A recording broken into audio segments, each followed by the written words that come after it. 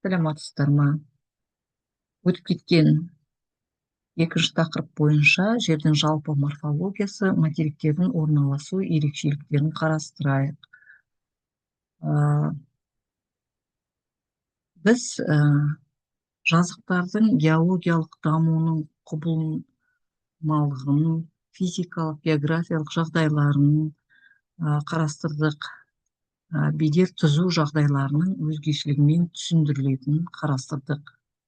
Енді осылайша Балтық және Канада қалқандарындағы бедердің көтерілуі мен тілімдену жағдайы тек геологиялық құрылымның күрделілігіне ғана емес, сондай-ақ плейстоцендік мұздық жамылғысының еруіне байланысты деп түсінеміз. Әркелкі изостатикалық көтерілу себепші болады. Изостатикалық көтерілім ежелгі тектоникалық жарылымдардың жандануына, тілімденуіне және өзен жүйелерінің орын ауыстыруына әсер етеді. Платформа бетінің ұзақ уақыт дамуы онда полигенетикалық тегістелген беттерден пайда болуына әкеп соғады. Мұнда денудациялық және аккумуляциялық жазықтар өзара алмасып отырады. Мен сіздерге аккумуляциялық, денудациялық жазықтарды тағы да бір көрсетіп кетейін.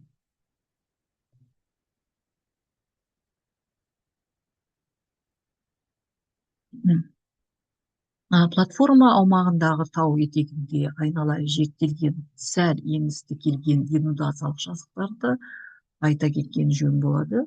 Олардың құлама беткейлерінде денудациялық процестер нәтижесінде беткейлердің бір-бірінен параллель шегінуі арқылы тау етегінде қалыптасқан жазықты педимент етек деп атайды. Оны мен тағы да сіздерге осы жерде қайталап кетемін. Өйткені өтіп кеткен тақырыпта педимент деген біз қандай жазық екенін қарастырғанбыз. Оған мысалы Апалачида тауының оңтүстік шығыс бетке жатқызамыз. Бұл жұқа борпылдақ тізілімдерімен көмкерілген сәл көлбеу где-то 3-тен 5 градусқа дейін келген тау етегіндегі жазықты айтамыз. Тау етегінде жазықтың мезо және микро бедер пішіндерінің бет бейнесі құрылымдардың сипатына, тау жыныстарының құрамына, денудациялық процестердің типіне және ұзақтығына, сонымен бірге физикалық, географиялық жағдайларына байланысты болып келеді. Сөйтіп, ежелгі платформа аумағында аккумуляциялық және денудациялық жазықтар морфогенетикалық тұрғыдан айқын ажыратылады.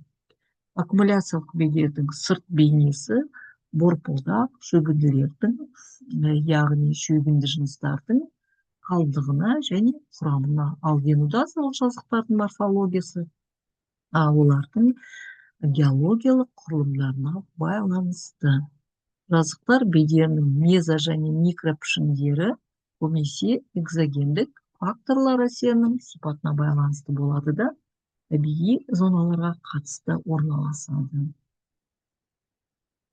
Сондықтан кейде бірнеше климаттық зоналарда орналасқан платформалар жазықтарында экзогендік әсерінен түзілген бедердің зоналығы айқын байқалады.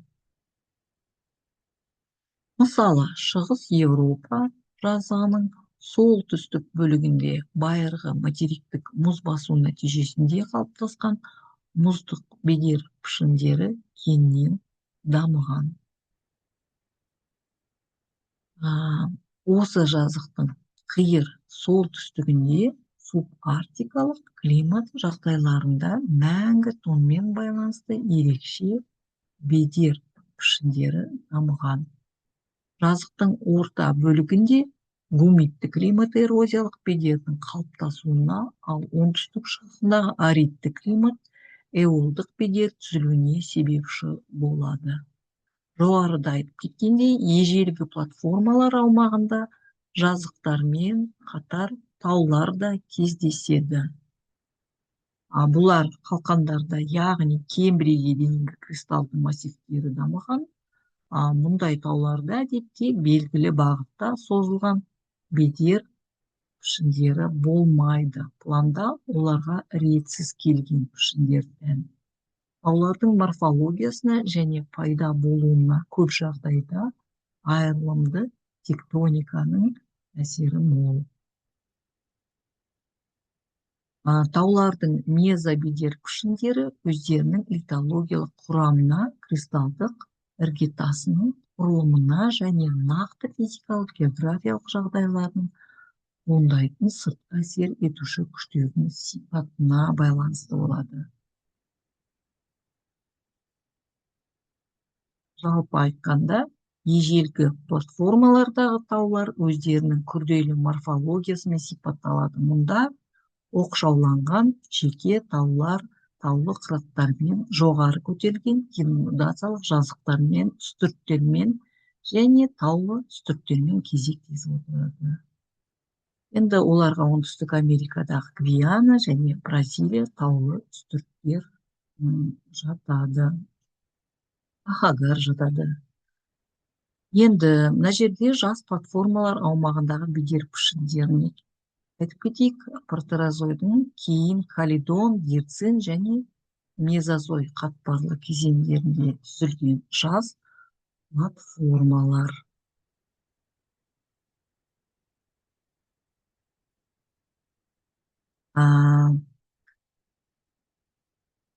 Мұнда жазықтар, үстірттер және таулы үстірттер кейін дамыған. Денудациялық жазықтардан басқа жас платформалар аумағында аккумуляциялық жазықтар кездеседі. Енді келесі жолы біз осы тақырыпты ары қарай жалғастырып, қарастырып кетеміз.